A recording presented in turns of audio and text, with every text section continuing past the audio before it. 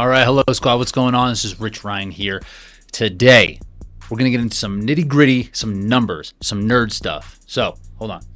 Now we're ready to really dive into the numbers, look at what they mean, and this is something that I do before I build out any one of my training blocks after a race. If there's something that I need to work on, this is a good way for me to understand where I need to spend my time, and then I can create a plan around that information to make sure that I'm getting toward my goals. So before we dive in, hit me with a subscribe so you can get all of the recent content of hybrid fitness, Hyrox, DecaFit training, all that directly into your feed.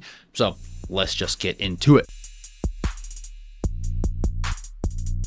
All right, so I'm pulling up my sheet here. So I've made this available to you as well. Check the link down in the show notes and also in the comments that you can make a copy of this for yourself. I could easily put this into an email autoresponder. I'm sure you do not want to put your email into something like that. So just do me a favor and hit subscribe if this is something that you are going to click on and use, and show some love to me that way. Very helpful.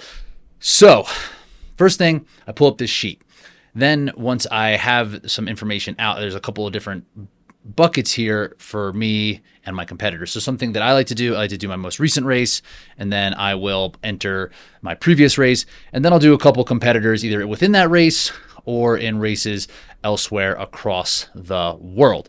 So for this specific example, I'm using Tobias Ludwig, who's very close to me right now on the Elite 15, Ryan Kent, who's a competitor of mine, Alex Ronkovic, who's going to be at the Elite 15, Dylan Scott, and Hunter with his world record on this. So these are the times that I have. I recommend that you, again, use your most recent and then the race previous to that to be comparative, or like your PR, something like that, something so you can go against you, and then putting in people that like your closer competitors and someone where that you might aspire to be. So once this is pulled up, then you have to go to Hyrox.com. Under Hyrox.com, you're going to click Results and Rankings, and that's going to pull up the actual results here. So then you go down to a race. I'm going to use Houston as this example, and I'm going to show results. So once you're in this results page, you're going to get to see all the times from everybody that you've raced against. So if you did want to just use the people surrounding you, you can use 3 or 4 people within that specific race, or you can go back and use a race elsewhere, say Dallas, and I'm showing off here, but you get what I'm saying. So if there's other athletes in different races that would be in a similar region or who you are going to compete against at a championship race, you can go and click into their results at the race they were at. So we're going to use Houston for this example. So once you click into your name, then you're going to be able to go through and see the exact splits for everything.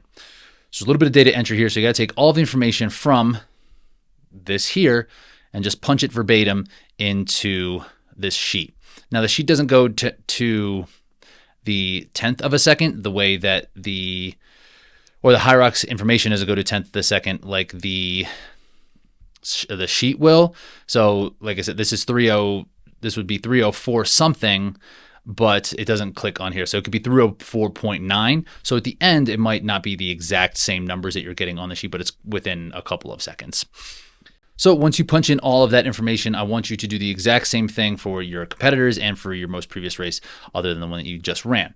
Once you type in all of this information, something you're going to do is punch in your total time here, and then that will take everything from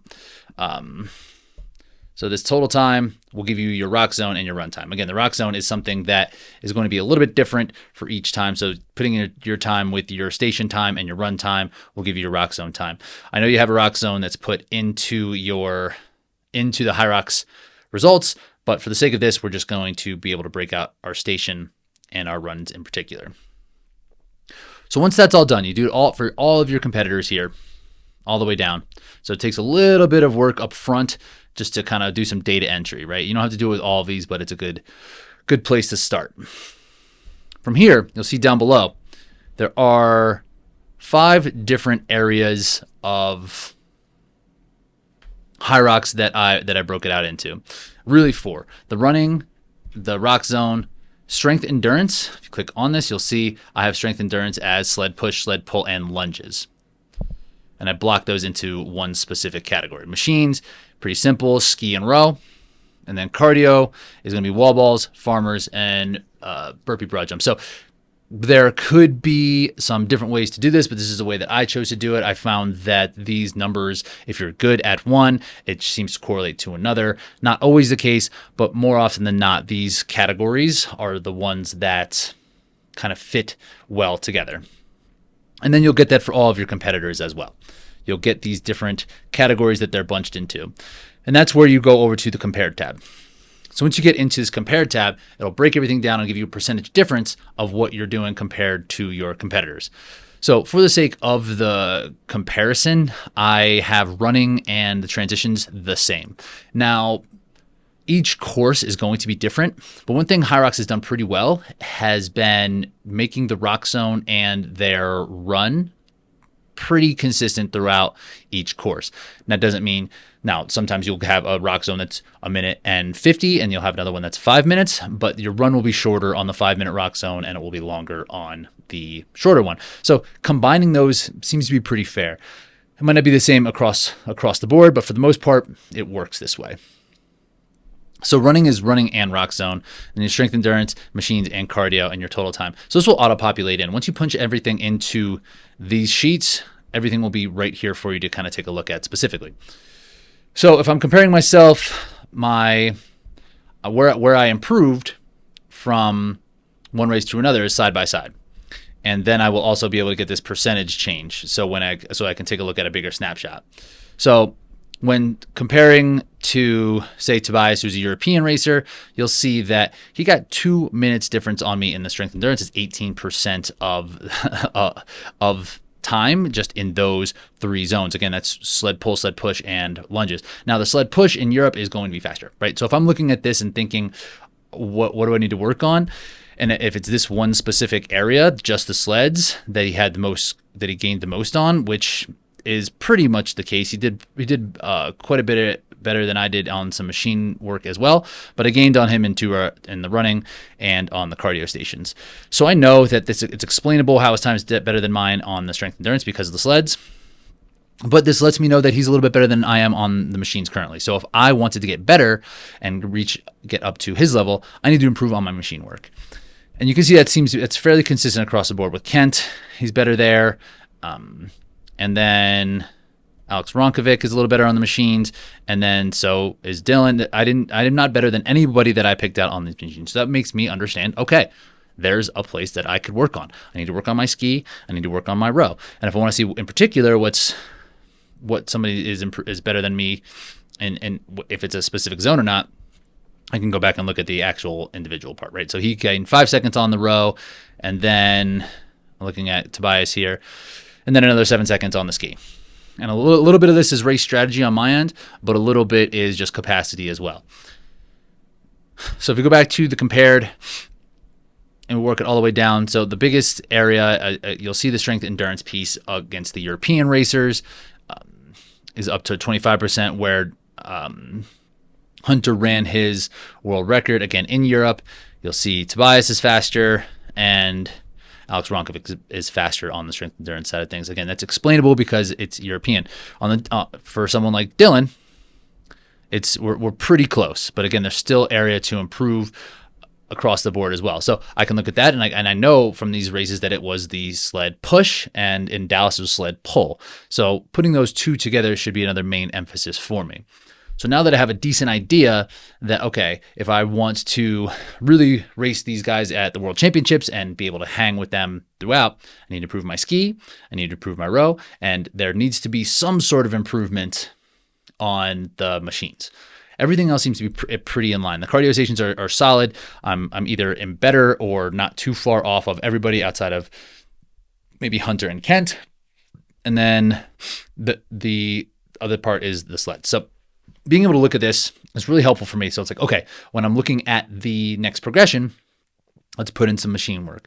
Let's put in some sleds. And then I can use some more intuitive data, some subjective stuff to think about what it was like during that race and at what points may have been the sticking points for me. And whether it is race strategy, absolute fitness, or some sort of strength piece there. And then I can kind of start building the pieces to help shore it up. And the next time I come back, I can be like, oh, I can look at the previous progression that I built and be like, did I improve based off of this training? Or is there some other sort of factor that I can explain away? You'll also see there is a run times thing here. This is kind of a work in progress, but again, you can compare your runs to runs, and every run is going to be a little bit different than the previous race. So this isn't a great statistic to look at. What I like to look at here is the middle 3 runs here after the sleds, and then the back couple as well. And then there's an average here as well. So a lot of times the first run and the last run are shorter or longer. So I try to take those out and have these middle runs, the 2 to 7, be the average, and seeing how that plays out and seeing how much different things kind of change. And then being able to look at how the competitors do as well, right?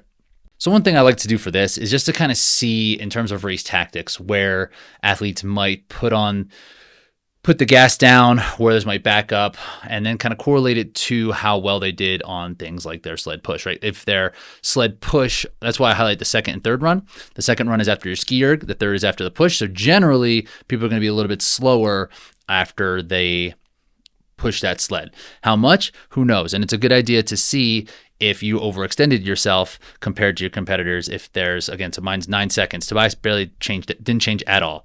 Kent's was about 10. Hunter's was about 10 coming down forward. Dylan's was about 10. Alex Ronkovich was 21, right? So he pushes the sled really hard and he kind of comes back, but I'm mostly in line with everyone else. Tobias does a good job of hanging on. Everyone else is about 10 seconds slower. And that's something that you could see here in this average, and where things kind of improve from this is from your average, or from your second run. I take this from your second run, which is going to be probably the most clean run that you're going to have throughout the entire race, and doing the difference from that one based off of the station that it was before. And then as you see, after row, things kind of come back. After farmers, things kind of come back. And then this final run is a little bit up for interpretation because it does kind of change. So this is still kind of a work in progress. It's a little bit more nitty gritty for your more race specific strategy and how you can kind of change things as you go. Once you have all this information done, I feel that I'm very well suited to understand what I need to do next, either in terms of racing or in terms of training. So I would highly recommend going through this process for yourself. Again, this is available for you. You'll see it here. Just go to edit, make a copy. Do not ask for access to edit it. I won't give it to you because that doesn't make any sense, because this is what everyone is using.